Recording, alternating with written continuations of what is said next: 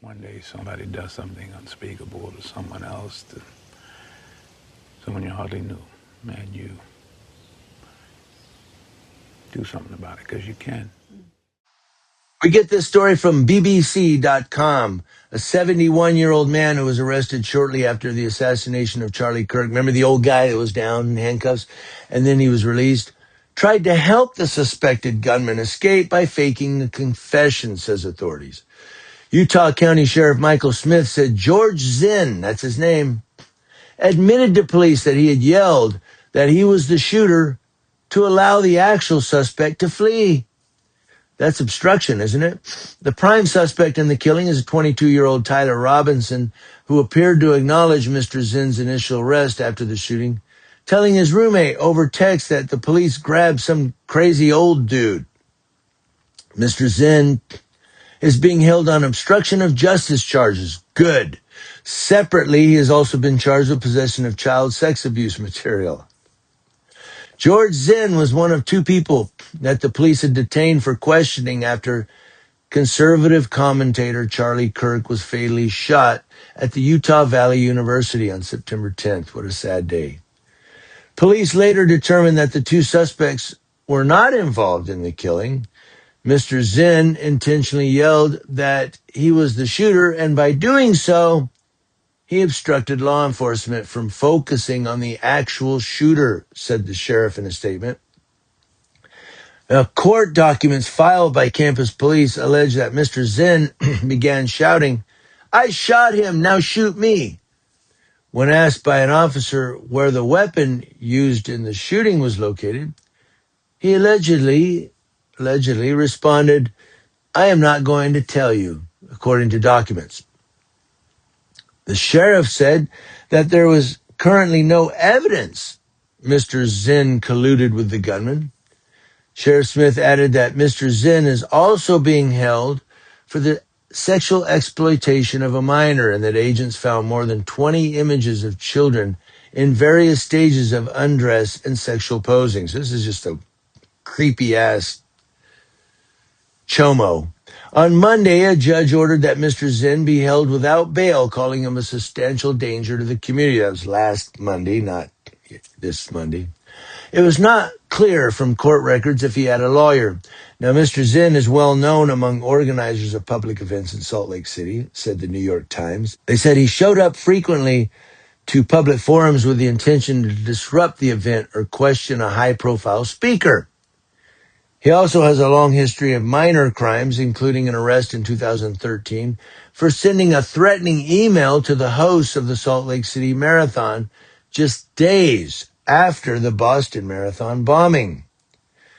Robinson, that's the prime suspect, the shooter in the killing, was charged in 7 counts, including aggravated murder.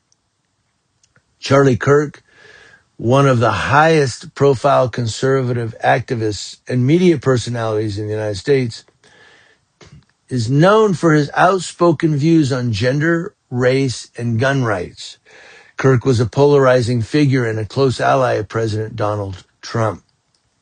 He was shot while hosting an event at Utah Valley University, what authorities have described as a targeted attack. That's what we call an assassination. President Trump called Mr. Kirk a patriot and said his killing marked a dark moment for America.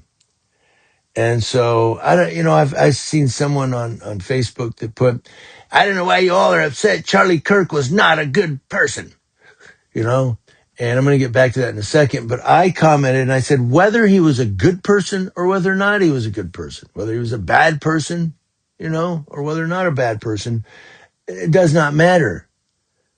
Doesn't matter if Charlie Kirk was a good person or a very bad person, in your humble opinion. What matters is a man lost his life over words.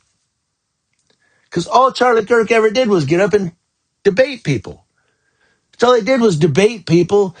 He never shot anybody, hit anybody, punched anybody. He sat with a microphone and talked into it and listened to people call him names and call him a fascist and then he'd pick up the mic and ask them why, what's going on, why you say that, and I want to know.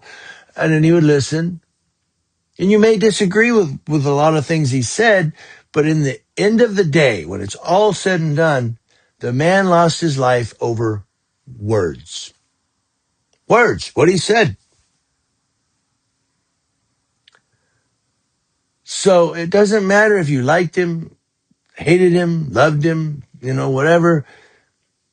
The end of the day, and by the way, I was going to get back to something. I feel Charlie Kirk was foundationally a good person because he never swayed his position on his faith. He always believed that Jesus Christ was his savior, and that he believed in God. He had a Christian-based faith, and whether you agree or disagree with that, he never altered from that. That's why I say he was a good person foundationally, because he truly, truly stood his ground on his faith. I mean, you can't say he's a bad person for that. I mean, people can go back and forth, and we could do this all day. I don't want to make this a lengthy video, but that's why I say he was a good person, because he stood, did I agree with everything he said? No, because I'm an individual and he was an individual. He was Charlie Kirk. I'm Jimmy. I'm a different person. We're never going to agree on everything. And that's why I say to people, when they comment in my videos, I rarely censor anybody. I hardly don't. I mean, if someone comes on and starts saying, we need to kill police, and starts, I may hide that for my own YouTube channel, because I don't want them to, start coming after my channel, YouTube. But 99% of the comment, if you comment and then all of a sudden it disappears, usually that's YouTube. And it happens to me too. I'll comment on somebody's video, and then I'll go back later to see if anybody replied to my comment, and it's gone. And I'm like, what? And it's because of certain words. If you use a certain word, death, kill, dead, sometimes YouTube will go, oh, that's a bad word, and they'll pull your comment. They will. So, sometimes I'll check to see if there's any paused comments on my YouTube channels. And yeah, sometimes I'll see where YouTube has put my comments into a stay box that I have to approve the comments. And I'm like, dude, just let it go. Anyway, I digress. What I'm really saying is, we're not always going to agree. Words are always going to cause a disagreement and even a debate. Nobody should lose their life over words. Just saying. But here you got this crazy fool, I did it. I didn't really do it. I just wanted the guy to get away. Well, you should be charged. What do you all think?